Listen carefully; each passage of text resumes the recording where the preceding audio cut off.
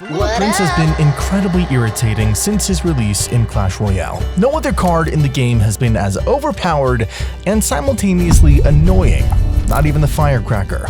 Whether it's his voice lines, his guardian after death, or the fact that he strongly resembles Lord Farquaad from Shrek, which is amusing considering we also have the Golden Knight who looks like Prince Charming from the same movie.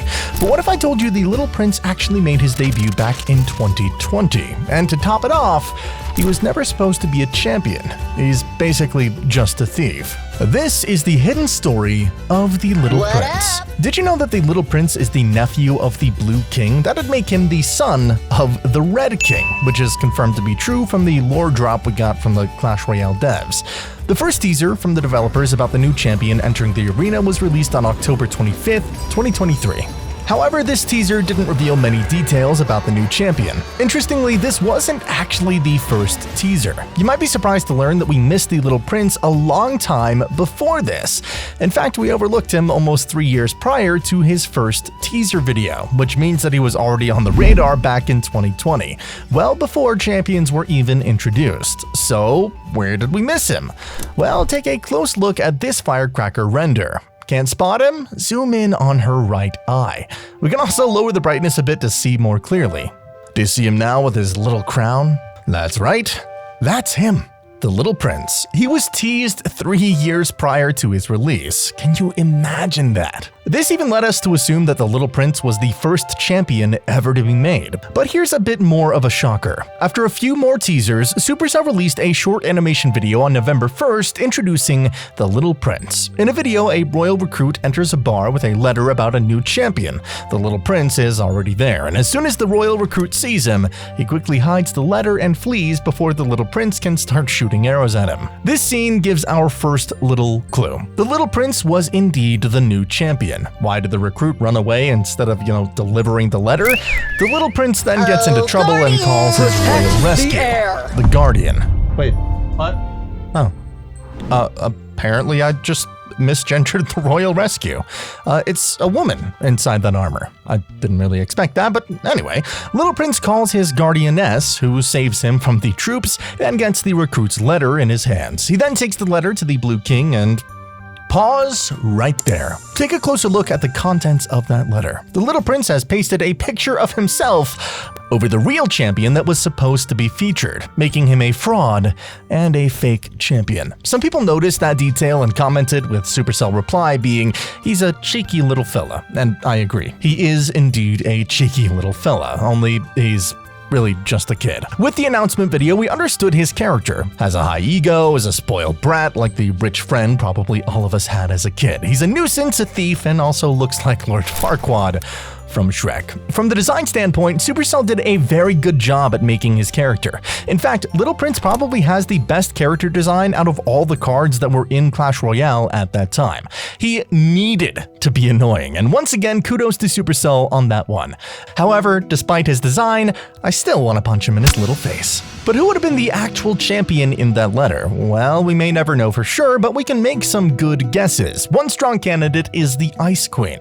Although she currently exists in Clash of Clans today only as a skin for the Archer Queen, there's no reason she couldn't be introduced into Clash Royale as a champion. Her abilities differ from the standard Archer Queen, and her concept art and stats have been circulating within the community for quite a while, especially following that champion's update. Now let's talk about his history in-game, but before we get into that, hey, how about you, scroll on down just a couple of pixels and hit that subscribe button. It's free, and you can always change your mind. All right, back to punching little Farquaad in the face. He deserves it. The Little Prince was originally scheduled for public release on November 6th, 2023, and he was to be available for free. Yeah, you heard that right. Free for everybody. And by everyone, I mean people above Arena 11 until the end of the season. However, before that date, Supercell made a bit of an oopsie. The Little Prince was accidentally made available in the Mega Draft Challenge. And to address this issue, Supercell had to temporarily disable a few friendly game modes to fix the bug and remove him from Mega Draft. Fortunately, they quickly resolved the situation. When the release date did arrive, everyone got their hands on the new champion, and unsurprisingly, his usage rate skyrocketed to 80% within just 24 to 48 hours, with the peak reaching 86%. Almost everyone had him in their decks, which was not surprising at all. After obtaining him, the game offered a few training demos to help players test out what our little Farquaad could do. And oh boy, he broke the game in a way no champion had ever done before. How did that not deal any damage? I love, this is the first 2-card or like, you know, summon another card. Well, you know what? There's the Witch and the Night Witch, I guess. They summon skeletons and bats, but you get what I'm saying. The aesthetic of summoning another champion from a champion or their counterpart or whatever is pretty freaking badass. I'm not gonna lie. That's expensive. Use the ability. Use it. Use it. Use it. Use it. Oh, I see. You can't afford it. Oh, it does do damage. It knocks back and deals splash damage. But you probably want... Wow, what the heck? So you're going to want like an ice golem in front of him. There's the double knight. Yes. We pulled it off twice in this video. And number one is the Little Prince. The Little Prince is just obnoxiously broken. Even after 77.5 nerfs, it's still obnoxiously broken. It's going to probably need a complete rework before it even becomes close to balanced. Now you can see what a beast Supercell had created, but this was only the beginning of the buggy road Supercell had forged. The Little Prince is a 3-elixir ranged troop with a 3-elixir champion ability, totaling 6 elixir, making him the cheapest champion with the most expensive ability by far. His hit speed ramps up over time. It might seem familiar to Inferno Dragon and Inferno Tower, but with many projectiles instead of a single beam. Although a significant difference is that the ramp-up damage is only reset if the Little Prince moves, meaning that as long as he's within range, he can switch targets and keep his max DPS. His charge can be stopped with spells like Zap, Fireball, Log, etc., but to achieve maximum speed, the Little Prince needed to shoot 4 times. Before charging, his hit speed was 1.2 seconds, and after, it was reduced to 0.4. As a result, the Little Prince's total DPS reached a remarkable 275 hit points, surpassing the Musketeers' 218, the Dart Goblin's 187, and coming close to the Archer Queen's Invisible Cloak ability DPS of 338. And to top it off, he survives Fireball. This was a game changer, as dealing with the Little Prince Farquaad using spells often led to a negative elixir trade. The most cost-effective way to eliminate him was poison, but it still resulted in a -1 elixir trade, putting players at a disadvantage. He was so irritating to handle that some players just resorted to using Rocket on him every single time just to clear him off the board, and honestly, I don't blame them. It's understandable that the Little Prince was anything but weak. For just 3 elixir, he delivers a performance that outshines the Musketeer while costing less. Many players have swapped out their Musketeers for the Little Prince in their Hog 2.6 decks, transforming them into 2.5 decks with a lightning-fast 3-card cycle. This means they can spam Hog Riders every, 5 seconds? Additionally, players were getting an extra card in their deck, effectively adding the Guardian to their lineup. For an additional same amount of elixir, players got a better Knight. Basically. The main difference is that the Guardian has a significantly higher troop mass, meaning pushback effects are less effective. Speaking of pushback, the Guardian enters with a ridiculously strong charge. It starts behind the Little Prince and goes forward several tiles, pushing away all ground units that stand in her path. A P.E.K.K.A. and even Golem will be pushed away as if they were made of paper. Even the monk can't deflect the charge. Talk about a strong woman. This charge had a width of 5 tiles and dealt 400 damage to ground troops, which was enough to destroy most small troops like skellies and archers. It was stronger than the log, and the knockback distance... I mean, just look at that. Guardian could also stop a jumping Mega Knight while in the air. What's also crazy is that she can hit a cloaked Archer Queen. Insane. Oh, it knocks her while she's invisible? Yo, it knocks literally almost everything. Look at this, look at this. Archer Queen, look at me. I am the Archer Queen now. The The Little Prince by himself may be, situationally ignored, as without Guardian, he'll get 5 shots in the enemy tower and 2 shots with the Cannoneer and the Dagger Duchess. However, with his Guardian, he should never be ignored, as they'll take down an entire tower when left alone. And if supported, they could even 3-crown the enemy. Heck, if timed correctly, the 2 can take down an entire golem. The Little Prince still had his counters too, so don't worry about that. As for a troop, Bowler was still an excellent counter. You can align the Bowler to hit both the Little Prince and his Guardian. And on top of that, the knockback from the Bowler's attack reset the Little Prince's ramp-up attack as well, preventing the Bowler from dying quickly. But if the Little Prince player was smart, he would have dodged it and beat the entire Bowler, thanks to Guardian's knockback, possibly even forcing the Tornado out for nothing. He also can't be mirrored, since he's a champion. Just imagine such a strong card and for free. I was not exaggerating when I said that literally everyone had him in their deck. He was versatile in every deck that people played. And that's why many people started to hate the Little Prince. He was everywhere with everyone. And because of that, his voice lines were with him too, which just increases my urge to punch him even more. Even though these voice lines fit his character, they're just too ducking annoying. Every match, every deck, every cycle, it was... I warned you! I'm honestly not joking when I say that during this period, I played with my game sound off. Supercell, it would have been a godsend if we also had a mute button next to the ability button, but what could we do? He's just annoying. A very powerful deck, including the Little Prince, was the 3.4 Graveyard deck. Another superb deck was the Little Prince Bait, with the Mortar destroying enemy towers. But probably one of the best decks was the 3.0 Little Prince Expo Cycle. The main idea here was to use the crossbow to damage towers and use the Little Prince's Royal Rescue to push back enemy troops from the crossbow. To quickly cycle back to the Expo, you also had the Elixir Pump, but who said the Expo was the only win condition? Though out of all of this, the most popular archetype for Little Prince was a cycle deck. For example, the 2.6 Fast Little Prince cycle deck. Already the Little Prince was overpowered and broken. But did you know that he was also literally broken? Yeah, shortly after the card's release, people found a bug involving the clone spell. Supercell made another oopsie, overlooking this. Interestingly, if you used the Little Prince's ability and cloned him at the right time, you could summon not 1, but 2 full HP Guardians from one single Little Prince. And as you can imagine, this was devastating for opponents who were often caught off guard and struggled to defend against the Little Prince. Then again, 2 Guardians, and we clone the Skeleton Barrel. One of the Skeletons is on that tower.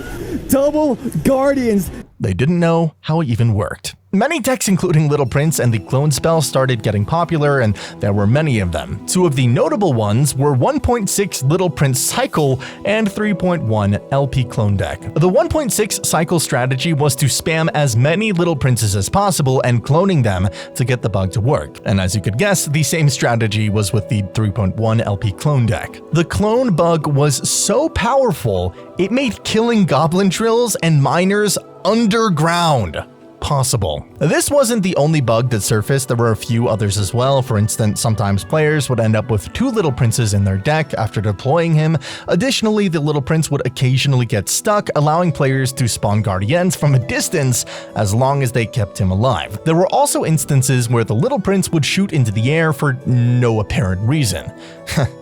Idiot.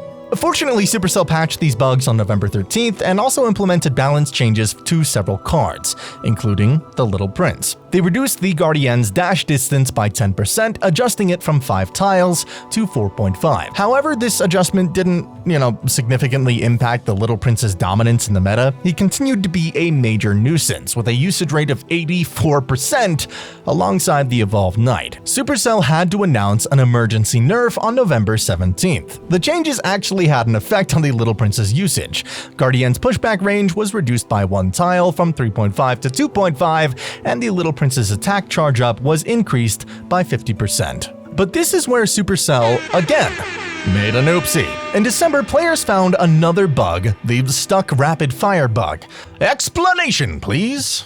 So the way it works is the Little Prince doesn't reset it's shot. So it's supposed to have to reset and have to completely charge up, but what happens is when it locks on a new target now because of the bug, it automatically starts rapid firing if it's charged up, which is not what it's supposed to do. Do you see what I'm saying on that wizard? And look at it locking on the tower, how it already started shooting really quick.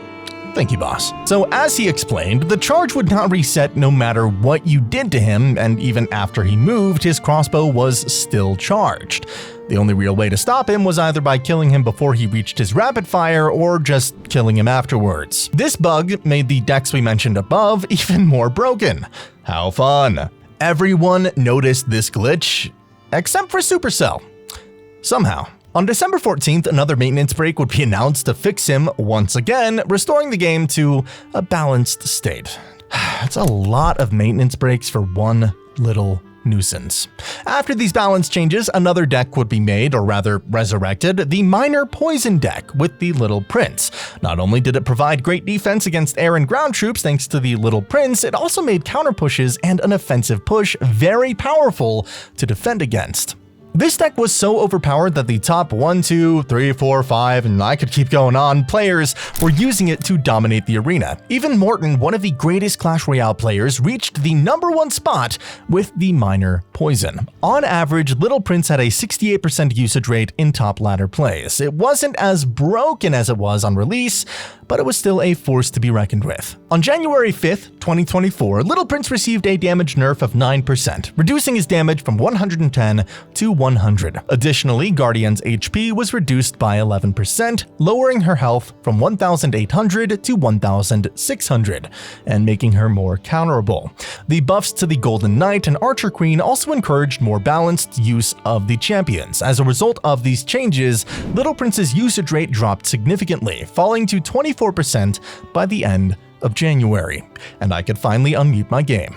But this didn't mean that the Little Prince had become bad. He still remained a strong and viable choice. During this time, cycle decks were dominating the meta, and since Little Prince excelled in these decks, he found his way back into the meta. He was particularly popular in the minor Little Prince cycle deck, which is interestingly one of Muhammad Light's favorite decks. Muhammad Light, the #1 Clash Royale player, is also a big fan of the Little Prince. Little Prince continued being annoying inside of cycle decks, reaching 33% even after the minor March nerf, where Supercell decreased the Little Prince's range to 5.5 tiles from 6, and decreased the Royal Rescue's dash range from 4 tiles to 4.5. This change was nothing big and didn't really have an impact on many interactions. Even after all these nerfs, the Little Prince just would not die from a fireball, which still made people a bit mad, but it's really nothing. In June, Goblin cards were introduced. Goblin Machine, Goblin Demolisher, Goblin Curse, all broken cards that tried to stop the Little Prince, but with no luck. The usage rate continued to rise up in the following months before June, where it got hit with a massive nerf, effectively killing it. The June balance changes reduced Little Prince's knockback ability by 20%, decreasing it from 2.5 tiles down to 2.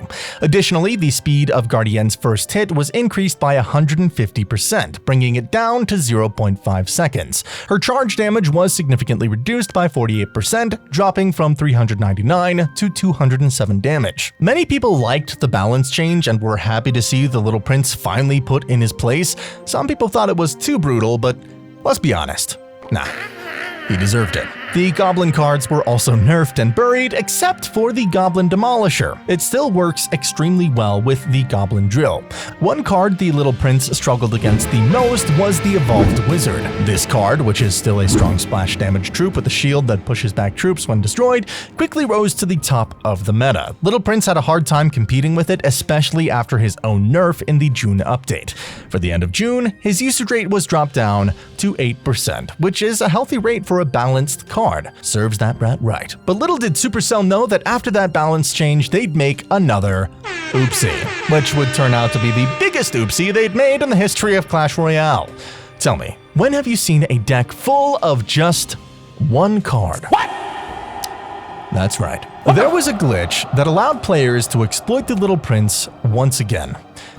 How did they do it? Well, Let me explain. A deck was made full of super cards, with the 8th card being the Little Prince. Players had to copy over that deck with a link. Because the super cards aren't always available, the game would only copy over the Little Prince. The whole deck was empty, with only the Little Prince.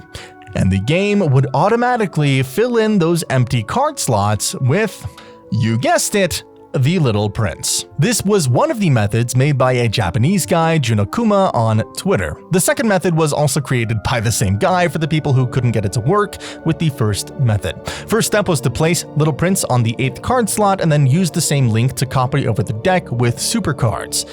I don't even know how to even properly explain what's going on here, so here's the full clip of him doing the glitch. 8th card, but it's like the game maybe didn't notice the other cards weren't in the deck, so it let him go in the game, and it's strange. But yeah, then Little Prince is everything, as you can see in the deck. So very weird. I don't know what the heck happened, but he went back and forth clicking the link and going back in the game, and then now he's only got Little Prince. So I don't know what the heck happened. It's interesting to think how people came up with these methods, like how do they even discover them in the first place? Anyway, after the method was implemented, the deck ended up containing only the Little Prince. The game would automatically fill the remaining cards with more Little Princes, similar to the first method, resulting in 8 Little Princes in total. And I don't even need to explain to you how broken this was. Unlike the previous bugs, this one was particularly serious because it was exploited in the global tournament, essentially constituting cheating and unfair play, which could have ended up with account suspension. As a result, many top players avoided trying it out. Why would they even consider taking that chance? It's basically just a death wish. What made the glitch even worse and more broken was that placing another Little Prince completely reset his ability cooldown. If you had, say, 3 Little Princes in the arena, you could get 3 Guardians for just 3 Elixir. And if you managed to place a 4th Little Prince, the ability cooldown could reset, giving you 4 more Guardians on top of the existing 3.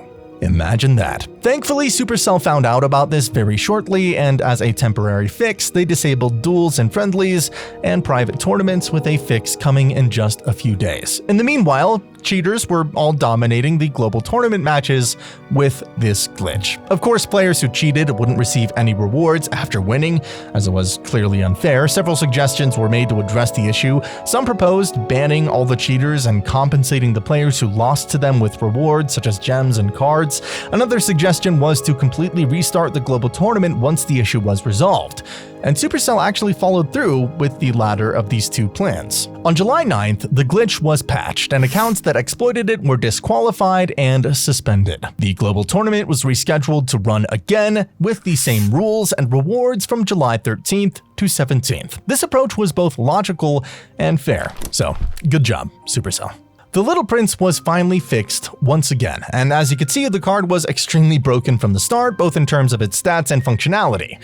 Although he has been in the game for less than a year, he has a significant history of balance changes and bugs. He holds the title of being responsible for the most broken glitch in Clash Royale, plus the title of the most irritating card in the whole Clash Royale universe. As of August 2024, his usage rate is down to 3%, so he definitely is not broken anymore. The balance changes have made him more balanced, however, he's still likely the best champion for a quick 3 elixir card cycle and remains a very viable card. For people who didn't get the chance to claim our little Lord Farquaad for free, he's unlockable like any other champion, just on Arena 18 or above.